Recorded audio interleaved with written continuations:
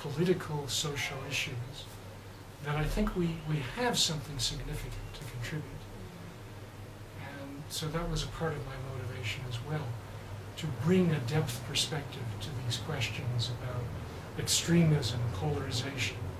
By polarization, I mean the fixation on one point of view to the utter exclusion of competing points of view, and how that has just crippled us historically, generation after generation, right up into our contemporary age.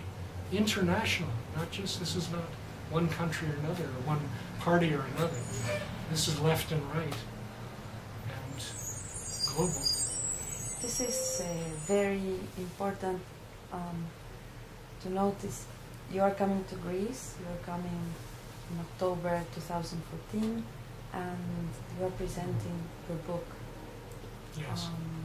We will be, Gίγνεσθαι will be presenting your book on existential psychotherapy, but what you are going to talk about to the general public is about this polarization. Yes. Society is going through polarization as well. What is interesting in your book, the whole book is very interesting and very appropriate for our times. But what struck me most was that one of the solutions that you propose for polarization is a different bringing up of children.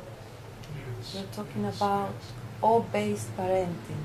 Yes, this is the second half of my book, is to look at what steps can we take to address the polarized mind. Yes. And I think we have to address every major sector of living, from child rearing to education, to the work setting, to the spiritual and religious settings, to governance. And so, yes, the child rearing is where it begins. And I don't pretend to be some guru of, raising children. I have done a fair amount of work myself in raising a child, helping to raise a child.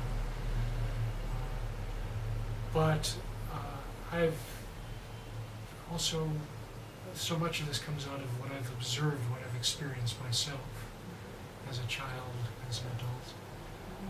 And it seems to me that we need to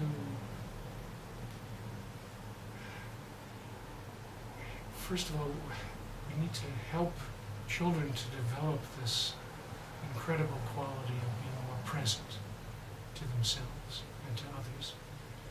And this to me is the core. This is the core of the development of the sense of awe, core of the development of self-actualization, and the core of the capacity for people to get along with one another, and not just get along, but to evolve and grow and become enriched from the diversity of people we're exposed to and challenges in living. And so I think we have a major problem in this contemporary Western world of preoccupation with technology and almost seeing technology as a model for living our lives, a machine model for living. And you see this throughout almost every major level of at least our society. The emphasis on efficiency, the emphasis on technique, optimization, well, speed, instant results, appearance and packaging, the quick fix model for living. And this is a direct, in my view, reflection of the computerization model that we've been developing for the last several centuries. Now, having said that, I certainly don't want to condemn so much that we get from this machinery and these quick results that we get. I think they can be tremendously informative and very helpful socially at times too. And we've seen this machinery be helpful in certain revolutionary situations. We are doing this interview Through machinery. Through machinery, that's right. So we're communicating much more widely to the world through this. A lot of valuable aspects. But my concern is an over-reliance on them. Almost making them the agentic aspect of the person. It brings up the whole question of human agency. And how does one develop a sense of one's own powers, one's own capacities, strengths, to create, to imagine, to risk deeper, fuller relationships with others, to risk intimacy, both with oneself and others, if one does not spend a lot of time with oneself, with others, in an unmediated way, face to face, flesh to flesh, person to person. So this is the kind of thing that I'm talking about in that section on child rearing, is to try to help expose the child to the mud of the earth. You know, this is Zorba-like too, I think. You know, to feel the raw sensations of running on the land, of playing in the waves. I mean, feeling. I've taken my son since he was 6 years old to the ocean, meeting our friend and having wonderful times, you know, body surfing, freezing water, the whole thing. The coast of San Francisco. It's awesome. It's awe-inspiring. Exposing, allowing kids to be frustrated at times, being there, being nearby, but not necessarily too quickly trying to quell their frustration, their anger, their hurts, attempting to support processes that they need to go through to become fuller, more dynamic human beings, more vital human beings. Exposing them to the great books or to film, but having discussions, person-to-person discussions, conveying your own passions without imposing, trying not to impose your view so much as raising questions and taking ownership for this is my view or this is something I've experienced. But what do you feel or what's bubbling in you about this? So to have great conversations. All of these things, I fear, are becoming pushed more to the side, or maybe even forgotten about. And there's a lot of questions around how this may impact our capacity to develop a sense of dignity. Dignity is a big question here. Are these things demoralizing if we feel that the agency, that the power is in the machine and not in us? You talked about the ocean, waves, and that made me think about your upcoming visit to Greece. How do you feel about coming again to Greece? It will not be the first time, I think. That's right. We had a fairly brief visit. We were blessed to have a wonderful visit. Years ago, 20-some years ago, I actually spent some time at the Parthenon writing to Rollo May because I know how deeply he connected with that experience and with Greece. And it ran very deep in my own soul, being in Greece. To me, it's the beginning of so much of my own formation or civilization. Here, I have a great deal of reverence. And teaching existential psychotherapy in Greece. You're going to teach, or to Yes. teach, or to share your knowledge with people who are trying to study and apply existential psychology in Greece. Yes. Well, would be a big group. Yes. How do you feel about this?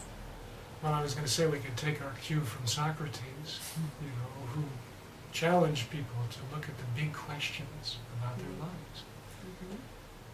And that's a lot of what I hope to do. How do I feel about it? Well, we need a session for that. We need a session for that. But I'm excited about it. I'm excited and eager to exchange ideas with the Greek people, with the students, the teachers in our group. I'm very interested in attempting to understand more about the essential Greek teachings, philosophies. I mean, I have some overview from my own philosophical backgrounds, but to get the living perspective would be wonderful. And again, my connection with Kazantzakis, I feel like that will deepen this experience. I'll be curious about oysters as well. This is a common ground that we can share with people from Gίγνεσθαι, with Istros and your all-based studies. And yes, there is many things. That many things. And I don't want to leave out the whole East as well, because I feel like we are connecting more with the East. There's more and more bridge building within existential psychology. With the East, and the East informs so much of our view as well. So all of these wonderful juices that can be form mixed. a blend. Yes. One last question, two last questions. What does provoke awe in you? Yes, that's a key question. Well, I certainly feel having a child, connection with my wife and son, and that initial experience of birth is a very core part of that. There are many, many important manifestations of awe, but for me they all come back to this primal connection with being, with existence. I feel like anything that invokes a sense of awe has echoes to that basic connection with the universe, the cosmos. And that's why it's so inexhaustible. And that's why it's so remarkable and moving in its deepest ways, in its deepest manifestation. I've always loved this line by Paul Tillich, his admonition to accept acceptance. Accept acceptance. I feel like that's at the root. Beyond all of our human judgments, prejudices, our little identifications with this or that, is this realization that we come from something much, much greater that informs the human. So the human is very much a part of that, but we're part of something much vaster that has accepted us all simply by giving us life, giving us existence. You said accept acceptance, which has an energetic part, an active part. You are accepting your acceptance. Yes.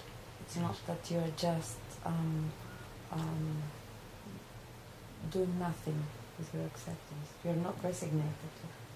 You are accepting your acceptance. Yes, Makes yes. you agentic.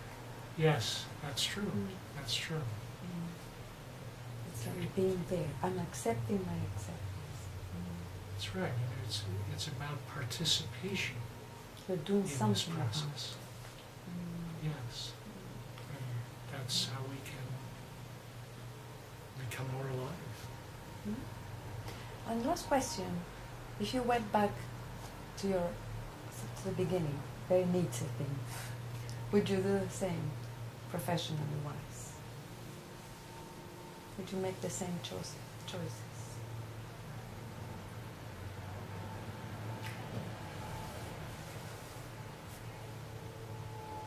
I can't really think of other choices that I would make. The whole Nietzsche idea, I've thought about that, and I feel like I've done just what I would continue doing. I certainly might, modify it here or there, Details. whatever, but essentially this is my love. I also love theology a lot, but I see it as very much of a piece with this field. So theology will be a topic that we will touch in another interview. Unless you want to say something about this. We can reserve that. You can reserve that for another interview. Yes. Maybe in Greece, next October. Maybe. I mean, I guess what I could say very briefly is that psychology naturally leads to theology. I do believe it. In which ways? We'll reserve for that. The fundamental way is because the deeper you go into experiencing life, in my view, the harder it is to get around the absolutely incredible